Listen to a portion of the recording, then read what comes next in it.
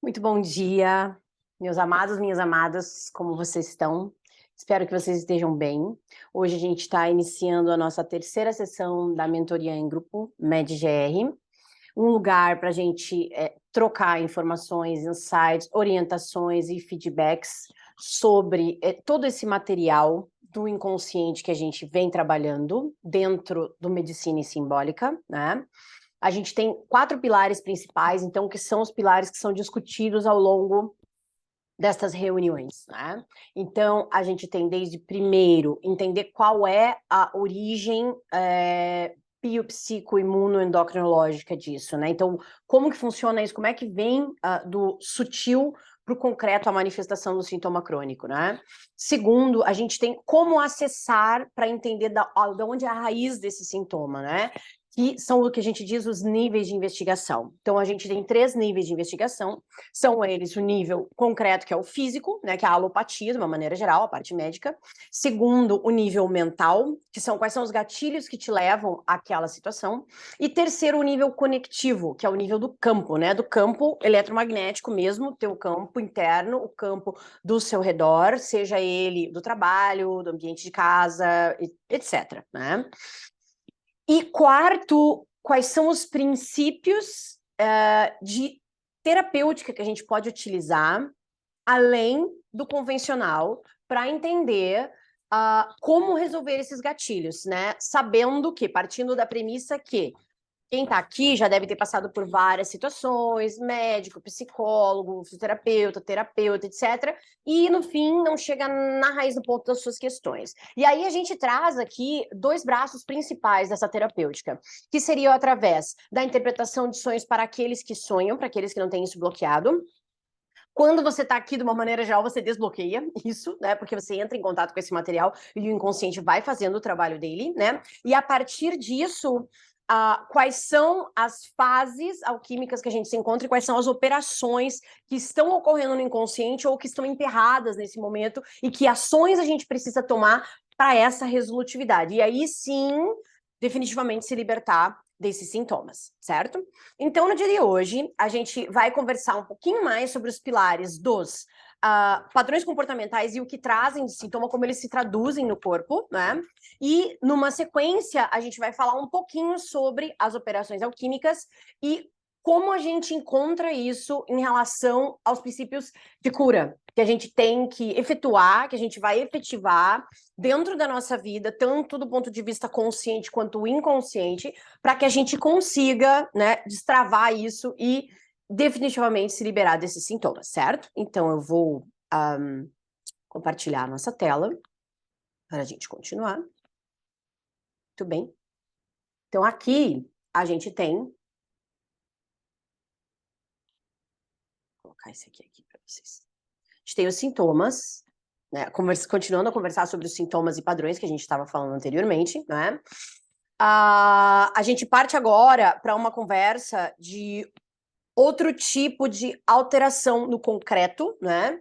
Que advém do desgaste do sistema mitocondrial, né? É o dito estresse oxidativo. Então, ele não tem uma relação direta com aquela resposta adrenérgica que a gente comentou nos momentos anteriores, relativo a viver sempre no estado de gatilho, luta e fuga, etc, né?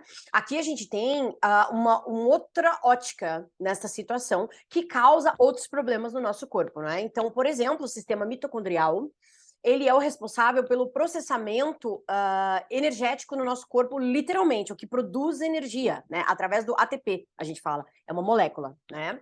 Muito bem. Então, quando a gente tem um desgaste crônico disto, a gente vai observar, primeiro no nível de campo, segundo no nível mental, depois lá por último no nível físico, justamente esse desgaste mitocondrial, que vai se traduzir lá em última instância como aquele paciente que tem o cansaço crônico, a fadiga, a astenia que a gente fala, né? Muito associado aos quadros depressivos, né? Obviamente, não só a eles, certo? Por exemplo, quem tem hipotireoidismo também pode cursar com isso. Quem tem uma doença autoimune também pode cursar com isso. Quem tem uma neoplasia, um tumor, também pode cursar com isso, tá? Isso vamos dizer, isso é sindrômico, né? A gente fala, tá? Mas a questão é assim, chega no ponto que isso aí tá no físico, a doença desgasta o próprio corpo e vai ocasionar esse gasto energético. Mas a gente tem que entender da onde veio isso, né, em primeira instância, tá? Então, já quando a gente está falando deste tipo de alteração, a gente está falando de estresse oxidativo. E ele tem a ver com a epigenética, né, que é algo relativamente novo, né, dentro da medicina, que é o estudo das pontinhas dos genes, né? E isso, quando a gente está falando de uma maneira simbólica, a gente está colocando as questões de ancestralidade associadas a isso, né? As questões geracionais, o que veio antes da gente e que a gente carrega no nosso DNA e inconscientemente, muitas vezes, repete padrões e a gente não se atenta a eles.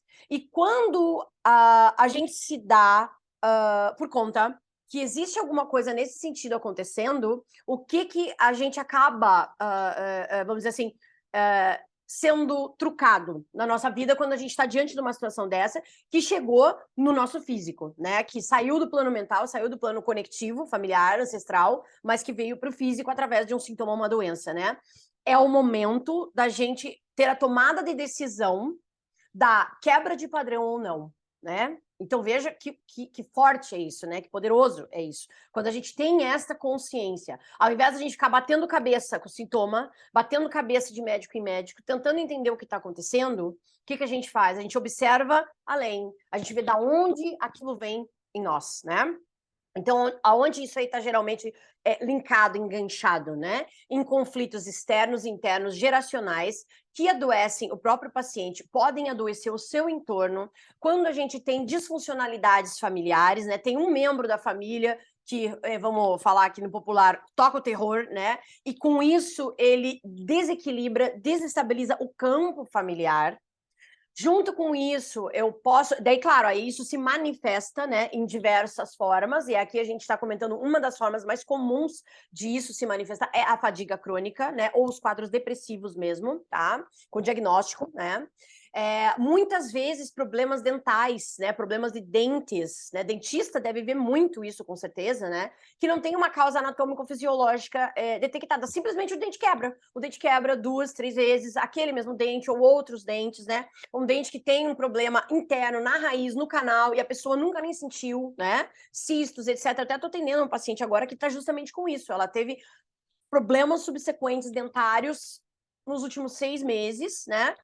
Não tem uma causa aparente para aquilo, já pesquisou, já viu, já fez até tomo e tal, mas aquilo persiste, e a questão familiar ali é uma coisa pungente, né? Então, quando a gente está diante disso na nossa prática clínica, ou mesmo em nós mesmos, é o momento da gente se questionar, né? Aonde é que a minha energia está se esvaindo?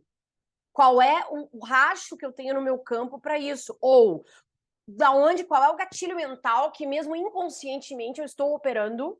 E aí a gente, né, entra na dica, possivelmente no âmbito familiar, geracional, de ancestralidade, que está fazendo isso comigo, né? Tanto com você, quanto com o paciente, quando você estiver atendendo o cliente, etc. Né? E a partir disso, você consegue chegar nessa raiz para entender qual é assombro complexo em ação, porque vai ser isso em determinado momento, né? É essa acessibilidade a esse momento de escuridão, né? Que não está diretamente ligado ao paciente, muitas vezes quando a gente está falando do estresse oxidativo, tá? Muito bem. E aí agora a gente vai para um segundo momento, que seria, né, que faltou aquilo dessa última reunião que nós tivemos, né? Então a gente vai para os níveis de investigação e como é que a gente acessa isso nos nossos pacientes, certo? Então a gente tem investigação clínica primeiro, que seria o primeiro nível, né? Esse é o nível que a gente chama alopático. Então, assim, eu vou atrás de tudo que eu puder ter de investigação física para o meu paciente que possa corroborar com aqueles sintomas que ele tem. Ou seja, anamnese, exame físico normal da parte médica. Se você faz ali a tua parte fisioterapeuta, a mesma coisa. Se você faz a tua parte como psicóloga, a mesma coisa. Como terapêutico holística, a mesma coisa. Como coach personal trainer que vai ver a demanda física daquele paciente e as travas que ele tem da mesma forma, né? Você vai investigar isso e, se for necessário, você vai pedir os exames, vai pedir exame de laboratório, imagem, etc. e tal, para acessar se eu já não tenho algo concretizado, né? Se eu já não tenho, por exemplo, um hipotireoidismo, se eu já não tenho uma arritmia vigente mesmo, né? Um coração que, né, tá batendo de uma maneira não legal, né? Se eu já não tenho uma questão ginecológica instalada, né? Um ovário policístico, uma endometriose, que traz diretamente, né, do nosso feminino reprimido e embotado, né? Ao longo dessas últimas gerações, tá certo? Então, a gente tem que entender se esses pacientes, por exemplo, eu tenho alguns exemplos aqui, né, onde a gente acaba a investigação clínica e daí nos dá o direcionamento para o próximo nível, né? Por exemplo, quadros psiquiátricos como ansiedade, depressão, diretamente conectado ao sistema adrenérgico e ao estresse oxidativo, né? Crises de dor recorrente, dores crônicas, né? Dor articular, dor lombar, depende de qual articulação, depende se eu tenho inflamação ou não naquela articulação, quer dizer, se está vermelha, se tem sinais flogísticos, né, que podem nos indicar uma operação alquímica em andamento ali, exemplo, calcináceo, né, mais para frente a gente vai comentar sobre isso, né, doenças hepáticas que estão diretamente conectadas com depuração de raiva, né, de sentimentos, emoções mais densas, negativas, que ficam represadas, presas, né, a bile negra, né, tumores, né, que daí tem a ver diretamente com aquela questão do estresse oxidativo, da epigenética, obviamente, afora os outros fatores envolvidos nessa doença, né? Por exemplo, se eu tenho um paciente que é tabagista crônico, quer dizer, ele fuma cronicamente, obviamente ele tem uma chance muito maior de ter um tumor de pulmão. E a gente sabe, ok, por quê? Por causa do fumo. Mas a questão é, o porquê do fumo? O porquê do vício? O que acontece? O que está emperrado? O que tem que queimar no ego, né, na calcinátil? O que tem que sublimar, né, a fumaça, né? Então aí a gente começa a entender simbolicamente da onde vem aquilo para que chegasse nesse ponto, né? Pulmão, a gente sabe também, está muito relacionado aos sentimentos de tristeza, né? Ao sentimento de desidentificação com si próprio, né? Da pessoa realmente abrir mão de quem ela é, não da sua verdade absoluta, mas em tal ponto que ela se desidentifica, né? Então é complicado, é difícil de lidar com um paciente desse, porque geralmente existe um fator muito crítico lá atrás e que ele nem sequer consegue acessar, né? E aí o que acontece? Acaba indo para o vício, do vício acaba, né, utilizando a nicotina, por exemplo, estou dando um exemplo aqui, né? Acaba utilizando a nicotina, essa nicotina em uso crônico, obviamente, vai alterar a morfologia celular e vai poder levar o paciente a um tumor, né? Entre as outras causas, né? De uma maneira mais simplista, isso, certo? Além disso, obviamente, você vai tratar isso, claro, do ponto de vista alopático, né? Por exemplo, se eu tenho um tumor, óbvio, eu tenho que resolver. É um tumor de pulmão, eu tenho que ver qual tipo, para operar ou não operar, fazer quimioterapia, etc, né? Mas afora isso, não adianta fazer só isso. Esse aqui é o negócio. A gente precisa ir na raiz do problema para que isso, por exemplo, não recorra depois de um tempo, né? Se o paciente continua naquele ciclo, a tendência é aquilo retornar de alguma maneira, né? Nas metástases, né? Ou locais, ou sistêmicas, ou recorrência da doença, né? Endometriose, a mesma coisa. Endometriose é aquele tipo da doença que chega a ser polêmica, né? Por um tempo, por um momento. Porque o que acontece? Muitas vezes, o paciente tem a doença, ele trata, ele melhora um tempo, mas como ele continua naquele ciclo vicioso, naquela repressão da energia feminina, né, negando a sua Afrodite interna, né, aquilo se materializa de novo, aquelas células têm vida própria, né, entre aspas, né, elas funcionam mais ou menos como tendo vida própria, né, então isso é muito complicado quando a gente está comentando, quando a gente está falando sobre isso, né. Isso é só um exemplo, né, gente? Muito bem, continuando aqui, deixa eu colocar de volta aqui. Continuando, então, dentro do primeiro nível, isso, agora vamos lá. Esse é o primeiro nível, então. Segundo nível de investigação. Bom, aí é que a gente entra mais a fundo nessas questões, né? Então, não é todo mundo que vai estar preparado para isso num primeiro momento. Não é todo mundo que vai ter essa capacidade, né, de lidar com isto naquele momento da doença. Então, a gente tem que ter muito tato, tem que ter muita clareza de visão, nosso campo muito preparado, aberto, mas ao mesmo tempo protegido, para que a gente consiga acessar isso de tal maneira que o paciente entenda que esse movimento é necessário. É como eu comentei, a gente é um guia. Não somos nós que iremos diretamente resolver aquele problema. O paciente tem que estar pronto para aquilo.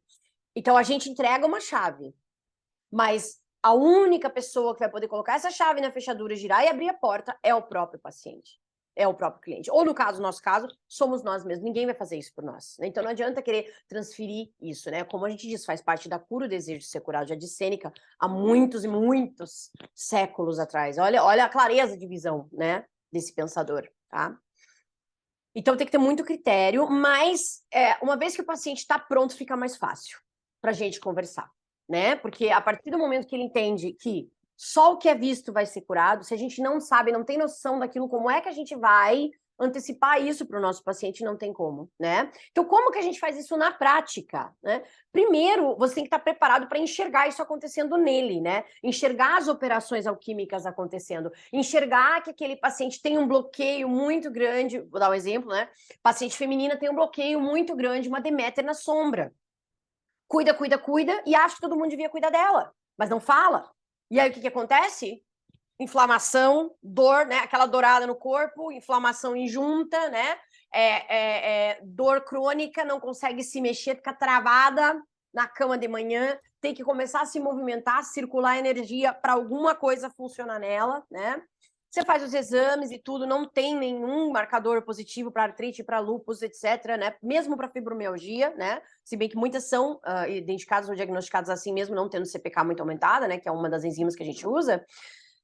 Mas aquela paciente não enxerga, né? Que ela inconscientemente está cobrando dos outros aquilo. Ela inconscientemente, ela acha que ela tem esse direito. Então, o que acontece aqui de uma maneira geral? A gente tem, de uma forma geral, articulações inflamadas. A gente tem o ego trabalhando, queimando, né? O ego não, a gente tem o self trabalhando, queimando aquela parte do ego que diz assim, não, mas como assim? Eu faço tudo, eu sou importante. Sim, você é, mas primeiramente você é importante para você mesma. É a primeira coisa que você tem que entender. Se você não entender isso para você, se você não priorizar a sua parte, se você não cuidar de você, como é que você vai cuidar dos outros? Essa pergunta é muito clássica, muito clara e muito simples ao mesmo tempo de fazer. Mas os pacientes não entendem, não compreendem, eles não concatenam. Então, quando eu tenho um momento que a paciente chega, geralmente o que acontece? Eles estão cansados daquilo ali, né? Eles estão cansados de sentir dor, eles estão cansados de passar dias e dias tomando remédio, é anti-inflamatório toda semana, e aí faz gastrite, faz úlcera. Por quê? Porque tá usando anti-inflamatório, porque vive intrigado, né? Porque vive inflamado, né? Um VHS 60, 70, né? O normal é até 10, né? Um VHS 60, 70, você jura que é tumor, né? Porque isso ou é tumor, ou é doença reumatológica, ou é tuberculose, né? E não é nenhum dos três. Então, a gente tem que compreender. Isso é um dos exemplos, tá? Assim como a gente vai entender, compreender questões mais complexas, como, por exemplo, alguns tipos de tumor, né? Tô com um exemplo bem recente agora, né? Conhecida, que descobriu um tumor no lobo frontal à esquerda, né? Biopsiou, fez cirurgia agora, recente, tá bem, graças a Deus, tá bem, vai ficar bem, né? Deus é Deus, né? Tá bem, vai ficar bem.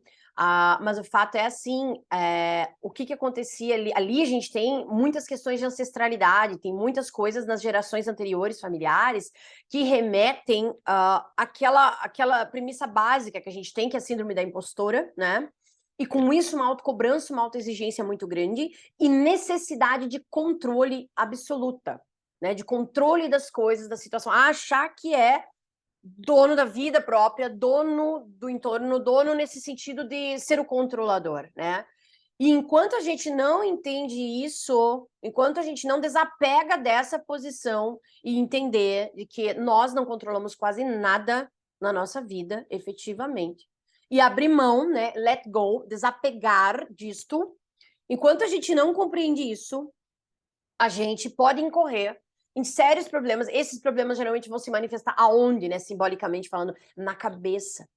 na cabeça. Cefaleia, enxaqueca, né? Torcicolos e contraturas occipitais, né? E mesmo nas situações mais críticas, onde a gente tem o estresse oxidativo ou epigenética, né? Questões geracionais sobrepostas a isso. Obviamente, fora todos os fatores, né, gente? Ambientais, fatores de risco e tudo mais. Acaba se manifestando dessa maneira, né? A lesão dela é uma lesão frontal esquerda, né? O cérebro esquerdo é o cérebro racional, é o cérebro da lógica, é o cérebro do controle, né? Diferente do direito, que é o cérebro onírico. Depois eles se cruzam, né? Na decussação das pirâmides, a gente fala isso aqui no tronco cerebral. E aí o lado direito, né? Vai executar as funções de lógica, motoras. O lado direito vai representar isso simbolicamente, o racional, né? E o lado esquerdo para baixo vai representar o onírico, sutil, o intuitivo, né? Os canhotos, né? Que a gente fala tanto. Não sei da onde, né, que o pessoal coloca mas na verdade isso é algo simbólico que vem muito, muito, muito mais de trás e foi deturpado na Idade Média, obviamente, como várias outras coisas, né, pelo cristianismo e etc. Nada contra, mas aconteceu, né? E aí a gente tem toda essa confusão. Mas o fato é que o cérebro esquerdo é o cérebro da lógica.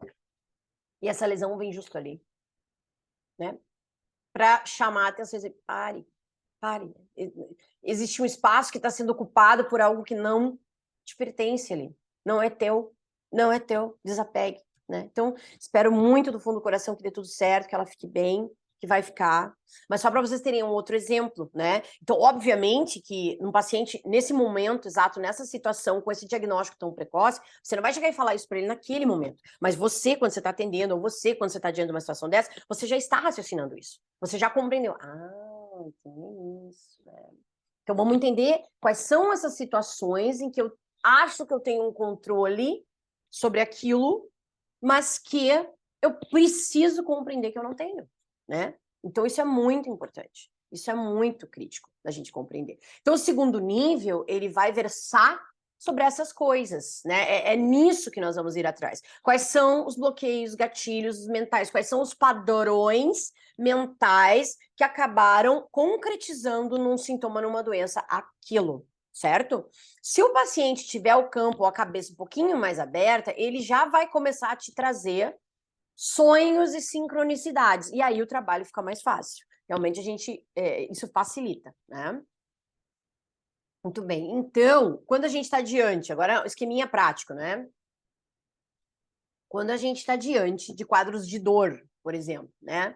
Eu tenho que entender aonde dói, por que dói, e acima de tudo isso para que dói, né? Para quê? Qual é o que eu tenho que aprender com essa dor? O que eu tenho que aprender? Então, é assim, corpo, o que você está querendo me dizer com essa dor no ombro esquerdo? O que você está querendo me dizer? Para, pensa, compreende e vê de onde aquilo vem. Mas isso tem que ser, claro, obviamente, né, a gente concentrado, num ambiente mais meditativo. Você não precisa entrar num outro estado, você não precisa entrar na tua circuitaria neuronal do núcleo accumbens, mas você precisa aquietar. Você precisa estar em estado de presença. E você precisa estar em estado de presença com o teu paciente, que ele muitas vezes não vai estar. Você tem que puxar ele para isso, tá? E aí, quando eu entendo o para que aquilo está apontando naquele momento, eu sobreponho isso ao chakra. Mas que chakra é esse, né? É o basal, é o sexual, é o solar, daí a gente já estudou isso lá num outro momento, né? E aí eu sobreponho, entendo, então eu tenho uma questão aqui no plexo solar, uma dor abdominal, uma dor na barriga, crônica, que alterna diarreia e constipação, ou seja, do ponto de vista médico, uma síndrome do intestino irritável. Já fiz toda a investigação física, não vi nada, não achei nada de positivo, não tem tumor, não tem Crohn, não tem nada autoimune, mas é uma doença, é uma disfuncionalidade, né? É o sistema nervoso autônomo entérico, né, que está funcionando ali. Certo, muito bem. Então, eu preciso começar a compreender o que acontece aqui, né? Eu tenho uma dificuldade de lidar com a energia externa que entra para mim e a energia interna que eu coloco para fora, né? Isso é uma das coisas. E aí eu tenho que entender como é que eu depuro essa energia de uma maneira errática, que é o que está acontecendo, que eu estou ficando doente, né? Então, ou eu seguro esse material tóxico muito para mim, por vergonha, né? E o bloqueio é vergonha, né? Desse chakra, né? Principalmente, então, por vergonha, medo de errar, medo do julgamento, medo. O que é o medo? Medo vem da onde vem de um complexo, né? Da onde? De errar, de me sentir culpado, né? De me envergonhar, né? Do que vão pensar de mim, ora bolas. Como assim? Se eu sou tão bom, como assim, né? Então, é disso que eu tenho daí. Por exemplo, o quadro que cursa mais com constipação, se eu retenho esse material tóxico comigo e fico com aquilo ruminando, né? Fica lá dentro, aquele material tóxico que demora para vir embora. Ou, pelo outro lado, se eu não posso nem chegar perto daquilo, não posso nem ter esse contato com essa energia, mas ela entra dentro de mim de alguma maneira. Como? Dessa maneira inconsciente, através desse gatilho. E aí, o que acontece? Aí eu tenho que mandar isso embora logo. Aí a gente tem o quê? Diarreia, né? Aí eu vou fazer uma apresentação, eu tô diante do palco com pessoas onde eu tenho medo de ser julgado, eu vou fazer o quê? Eu vou ter uma diarreia, certo? Então, nesse sentido, é onde a gente busca esse segundo nível de informação, certo? Então, a gente entende aquilo, o pra que aquilo, qual é o chakra que eu tenho associado àquilo, qual é o bloqueio desse chakra, e sobrepõe aquela informação a isso para compreender, certo? Então, né, exemplo clássico, típico, etc. Como eu falei, eu já fui essa paciente, obviamente, né? Eu acho que muitas de nós já fomos, ou ainda somos, né, em determinada instância. A dor nas costas, dor nos ombros, qual é a carga tão pesada que nem é tua muitas vezes, mas você tá lá com aquela síndrome de Hércules, né? Carregando o mundo nas costas, né? Para provar o que para quem? Para validar o que para quem? Essa validação é externa, essa validação vem da energia masculina, vem do fazer, fazer, fazer, fazer. Então é quando a gente começa a se desrespeitar enquanto mulher que a gente acaba, né, sucumbindo a isso, né? Ontem mesmo tive um insight, até mandei lá no Insta para todo mundo que eu não podia perder, que eu quase caí nessa de novo, né? Quase, mas a gente vai ficando esperto. Então, qual é o que a gente traz aqui constantemente? É o orai e vigiai. Orai e vigiai. Esteja atento aos sinais, tanto seus quanto quando você está fazendo atendimento. Então, quando a gente treina isso, né? A gente faz um treinamento psíquico disso, para que aí a gente consiga transpor isso para os nossos pacientes, clientes, etc. Então, é muito válido, tá? Muito bem. O cansaço, a gente já falou, né? Basicamente, drenagem energética, né? Doutora, eu ando me arrastando, eu acordo de manhã, parece que eu trabalhei a noite inteira, eu acordo de manhã, eu já acordo cansado, né? Eu acordo sem energia, as pessoas próprias falam isso, né? Eu acordo sem energia, eu não aguento nem fazer o café, né? Aí você não sabe se é apatia, se é anedonia, né? Se é apatia quer dizer que é a falta de compreensão para si próprio e para os outros, a anedonia é a falta de emoção, né? Isso praticamente é uma desidentificação da tua chama interior, né? Você não está reconhecendo, mas a tua chama está apagada, né? Aquele fogo que, nos casos de ira, raiva, etc., queima até o final, né? E não deixa nada de pé. No caso de alguém assim, ele está apagado. Então a questão é, o que faz o teu olho brilhar? O que faz você se sentir vivo? E quando a pessoa não sabe essa resposta, é porque o nível de combustível energético dela está próximo de zero. Então, a nossa ação imediata aí, nestes casos, é fechar a torneira dessa drenagem. Então, nessas situações, o que eu tenho que entender? Aonde é que estão os furos? Aonde é que eu tenho que blindar? Aonde é que eu preciso proteger meu campo? Como eu vou fazer isso? Aí, cada um vai ter a sua maneira, né? Você vai imaginar, né? Imaginação ativa. Você vai entender que você vai precisar fazer algumas operações alquímicas que são mandatórias nessa situação, separatio, mortificatio, com determinadas questões, pessoas, lugares, né? Situações em que você se coloca. A partir do momento que você compreende isso, fica mais fácil. Porque aí você vai conseguir fazer esses cortes iniciais. Para isso, eles demandam um mínimo de energia, né? Para conseguir fazer um primeiro corte, uma primeira operação alquímica. A gente precisa dessa energia. Isso é cíclico, né? Circulatio, a gente chama isso, tá? Então, o que eu tenho que fazer primeiramente? Eu tenho que começar um mínimo nível de reconexão comigo mesmo. Comigo mesmo. O mínimo. Na mínima coisa que seja. As pequenas coisas do dia a dia. Aquilo que a gente já comentou no outro momento também. Faça isso, você vai ter o pacotinho mínimo de energia para conseguir fazer o primeiro corte. A primeira morte simbólica, né? Feito isso, o que acontece? Isso libera energia. Essas operações alquímicas, quando executadas, elas liberam mais energia. E essa energia, aí o que você vai fazer? Você não vai deixar ela escorrer pela torneira de novo. Você não vai deixar ela sair pela rachadura do teu camo. Você vai segurar ela com você, porque você precisa dela. Você precisa dela para restartar a tua chama interna. E aí, degrau por degrau, nós vamos começando a subir essa escada. Não é à toa que eu até coloquei hoje, simbolicamente falando da roda de cura do feminino, justamente uma escada. Porque as operações que se fazem hoje, elas vão fazer a energia circular para um próximo momento. E isso é fundamental, porque é daí que a gente consegue ir saindo da noite escura da alma. E a partir disso a gente consegue a clareza mental, certo? Muito bem. Gastrite, a gente está falando, né, especialmente de calcinátil, né, aqui como operação alquímica. Como é que eu vou investigar isso? Como que eu vou entender isso no segundo nível do meu paciente? Ele vem para mim com a dor, e diz que está com dor, e eu faço uma endoscopia e não tem nada. E tem no máximo uma gastrite excelente ali, gastrite leve, só para dizer que a endoscopia não está normal. Muito endoscopista acaba fazendo isso, né? Mas não tem nada físico ali, físico, não tem nada físico. Mas simbólico tem demais, né? Esse paciente tem um gatilho constante da produção de ácido clorídrico. Por quê? Porque ele vive trigado no sistema adrenérgico, então ele vive no estado de sobrevivência, escassez, o fugir ou lutar ou fugir. Ele não enxerga isso, para ele aquilo é o modus operandi normal, só que isso faz o quê? Com que o corpo constantemente esteja preparado para um leão que vai chegar para frente dele, para matar ele. Ele não entende isso é inconsciente. Mas o que acontece a partir disto? Esse paciente, ele vai cronicamente exigir uma resposta para não deixar o coração dele chegar numa frequência de 220 e ele fibrilar, porque a adrenalina faz isso, né, fisicamente falando. Então o corpo faz o quê? O corpo faz um sistema de contraponto, um tampão, que é o quê?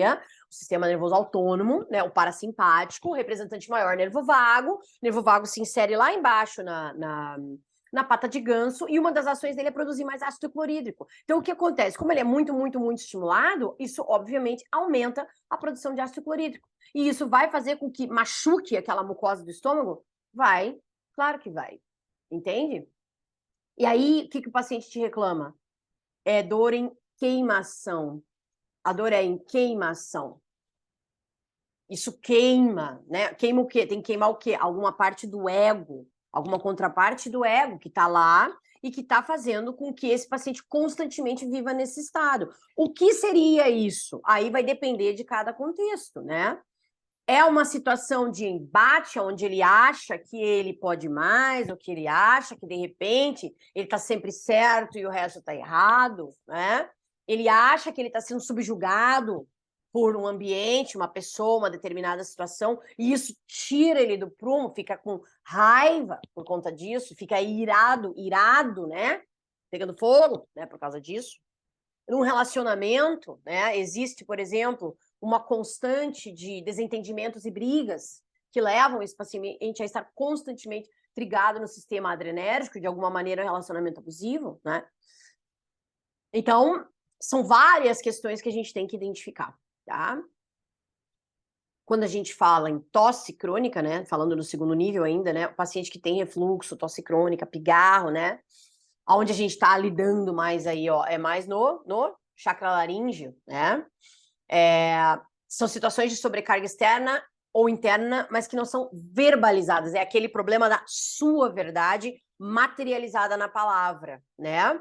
Quando a coisa chega nesse ponto, chega em tal estado que, por exemplo, a gente tem tosse crônica, o pigarro, veja, a gente não está conseguindo externar, o nosso corpo está dando um jeito de trazer isso através de um contrafluxo, né? Porque tosse é o quê? É um contrafluxo.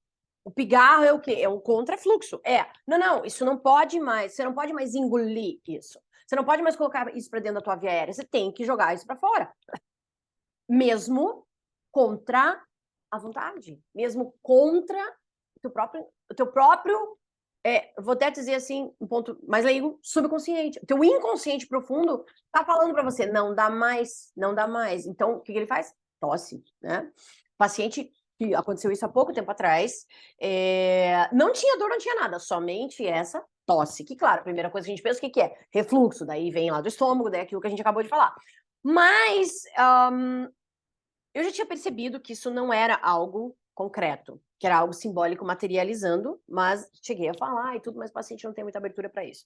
De qualquer forma, o que aconteceu? Esse paciente fez toda a investigação, endoscopia, colonoscopia, raio-x, achando que é tuberculose, pH-metria, tudo. E, obviamente, tudo negativo. Então a gente sabia. E no dia em que esse paciente compreendeu o que estava acontecendo e verbalizou, falou, eu estou com uma sobrecarga de trabalho muito grande e eu não estou conseguindo dar conta disso nesse sistema, mesmo que eu mais ou menos me programe, mas o que estava acontecendo era procrastinação em outra via.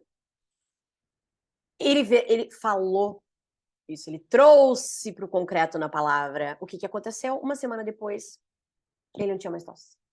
Engraçado, até hoje ele não tem mais tosse. Isso já faz 8 meses, mais ou menos, só para vocês terem uma ideia. Então é impressionante, gente. É impressionante, tá? A gente tem alguns outros exemplos também aqui, que na aula eu comento com vocês mais a fundo, né? Na aula do curso lá, para quem for ver, né? Que agora eu vou deixar um pouquinho aberto. Aliás, eu vou comentar algumas questões que são muito pungentes, que o pessoal tem bastante dúvida, né, para a gente comentar, conversar, tá? Trazendo só, esse aqui é bem importante, eu vou colocar esse aqui de novo também dentro do segundo nível, né? Quando a gente fala de dor no peito, né? Pressão no peito, batedeira no peito, a gente comentou na sessão anterior, né? Sobre ansiedade e materialização daquilo no coração, é o chakra cardíaco, né? É o que você tá, né? O que tá doendo, qual é a perda que você tá tendo da sua própria verdade, e no sentido, não é só de verdade, mas da sua vontade com V maiúsculo, né? Da sua missão aqui no mundo. Quem é você nesse mundo? O que você veio fazer aqui? Qual é o teu chamado, né? E quando a gente negligencia isso ao máximo, por questões internas ou externas de campo, a gente acaba materializando dessa maneira. Nossa, gente, eu cansei de ver gente na emergência, tô cansada de ver, toda semana acontece isso. 2, 3, 5 pacientes que chegam com sintomas de infarto mesmo, né? Eletro, enzima, tudo. Mas assim, ó, 25, 28 anos, 30 anos, não tem fator de risco, não tem outras comorbidades. Tem o paciente que, inclusive, tá usando antiarrítmico por conta disso, já pesquisou, fez 2 Holter, fez tudo que tinha de investigação e não tem nada físico. E tá tomando beta-bloqueador, claro, né? Porque precisa proteger o coração. Isso por um momento. E junto com isso, o que nós estamos fazendo? Nós estamos avançando na terapêutica no lado sutil, fazendo o quê? Os rituais de conexão e o entendimento de quais são esses gatilhos, né? Um luto que não foi bem vivenciado, né? Uma sensação de culpa, um complexo. E a gente está trabalhando isso associadamente. Vocês veem como é lindo de ver, né? É lindo de ver. Temos outros aqui também, né? Vários, na verdade. Ao longo do período nós vamos ir falando, né? E aí, quando a gente fala do terceiro nível, né, é que aí nós estamos falando do mais sutil, do mais externo, né, do campo de transcendência, né? Nós estamos falando do nível espiritual. Daí são os níveis de campo, né, que são teu campo interno, teu campo externo. Lembrando que dentro dos nossos níveis de campo, o chakra coronário, né, o nosso campo do coração, ele alcança 30 vezes mais do que o nosso próprio campo do nosso corpo sutil, né, dos nossos corpos áuricos. Então, é incrível o quanto, por exemplo, uma situação que vai muito contra a tua vontade, com V maiúsculo, pode afetar a energia do teu campo e densificar essa energia. E se a gente tem uma sensibilidade a mais, e a gente não sabe disso, o que acontece? As pessoas que estão assim, que não são poucas hoje, gente, não são poucas, né? As pessoas que assim estão hoje, essas pessoas, elas acabam densificando o ambiente em volta. E se você não está alerta com o teu campo, teu nível de energia no campo, tanto o coronário quanto o resto, você acaba sendo esponja daquilo. E você acaba baixando o teu nível de energia por conta disso. E não entende, não sabe. Então, assim, bocejo frequente, você entrou no ambiente, deu aquela baixa de energia, parece que desligou da tomada, né? E aí você começa, sonolência, bocejo, né? Isso é um mecanismo de tamponamento do sistema adrenérgico, e veja, você não está nem percebendo isso muitas vezes. A gente não percebe isso do ponto de vista concreto do coronário, né? A gente não percebe a frequência aumentando, nada disso. Mas a gente boceja, boceja, boceja. Isso é depuração de energia do campo, compreende? Então, se a gente tem essa sensibilidade a mais, é muito importante que a gente esteja alerta a isso, tanto a gente mesmo, quanto com quem chega para o nosso atendimento, o nosso momento e tudo mais. Por isso que o teu preparo, o preparo do consultório, o preparo da tua área de trabalho é importante. É importante você ter alguma coisa de sentido, nos sentidos mesmo, né? Visão, audição, olfato, gosto, tato, né? Alguma dessas coisas que te remeta ao teu lugar de segurança. Não que você vai estar lá, compreende? Mas isso vai te trazer a lembrança e isso vai manter o teu nível de energia aumentado, o teu campo protegido, tá? Porque você está num lugar seguro naquele lugar, você não precisa entrar lá, né? Você pode ter um outro lugar para o seu trabalho, numa imaginação ativa que você faz, mas que vai também te remeter a esse lugar de segurança no trabalho. É a segurança no trabalho sutil, vamos dizer assim. A medicina do trabalho sutil, digamos assim, né? Então tem que entender para que a gente evite que isso aconteça, porque senão o paciente entra onde? Ele entra naquele estado, né? De cansaço crônico, de astenia, né? Ou mesmo de burnout, tá? Muito bem. Então é aquela coisa, para colocar isso para o paciente, é algo que não é fácil, é algo que a gente precisa ter tato, por isso que a gente está aqui conversando, para que a gente tenha as ferramentas teóricas e fundamentadas para que a gente consiga fazer isso. E se você é o paciente, olhe para dentro de si e veja o que está acontecendo. Caso exista alguma trava, algum bloqueio ali, procure a ajuda necessária. Isso é muito importante. Isso vai ajudar demais, tá certo? Muito bem. Tem algumas dúvidas, né, que a gente observa. Já me perguntaram algumas vezes, ok, mas como é que eu vou fazer isso na prática, no dia a dia? Gente, isso é treinamento psíquico. Isso é treinamento psíquico. Isso aí a gente faz como? A gente sabe disso, compreende isso, aprende a ler, é o que eu digo, gente. Aprende a ler os sinais. E a partir disso a gente entende os sinais. E a gente compreende aonde eles podem nos afetar direta ou indiretamente, tanto a nós mesmos quanto aos nossos pacientes. Então, isso é como eu digo, é um treino conosco mesmo e na sequência com os pacientes, certo? Aproveitando aqui, eu quero colocar para vocês